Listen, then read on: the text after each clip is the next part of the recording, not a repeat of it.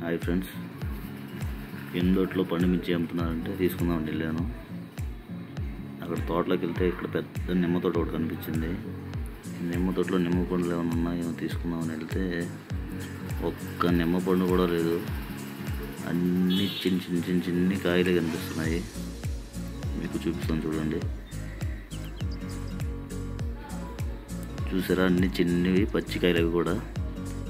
ఇంక పచ్చి నిమ్మకాయలు ఏం కోసుకుంటున్నాంలే అని చెప్పేసి ఇంకా మిర్చి తోటకు వచ్చేసాను. ఈ కనిపించేది మొత్తం మిర్చి తోటేను, కానీ ఇంకా పండు మిర్చి అయితే రాలేదంట. అక్కడక్కడ ఉన్నాయి, చూపిస్తాను చూడండి. చూసారు కదా, ఈ బ్లాక్గా ఉన్నాయి. మామూలుగా అయితే ఫస్ట్ గ్రీన్గా ఉండి తర్వాత బ్లాక్ అయ్యి తర్వాత రెడ్గా మారుతాయంట పండు మిర్చి.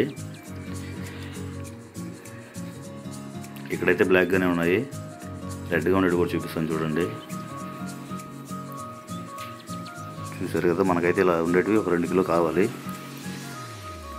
ఇంకా ఈ తోట అంతా తిరిగాను, ఎక్కడ కనిపించలేదు. అక్కడక్కడ మాత్రమే ఉన్నాయి. వాళ్ళని అడిగితే నువ్వే వెళ్ళి కోసుకో, నీకు ఎన్ని కావాలని చెప్పేసి అన్నారు.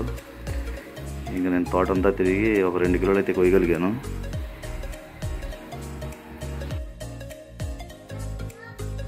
ఇవి నేను కోసం 2 కిలో పండు మిర్చి. అయితే ఈ మిర్చి తోట పక్కనే కొంతమంది చిర్రాకు కోస్తూ ఉన్నారు. కనిపించేది మొత్తం చిర్రాకు తోటేను.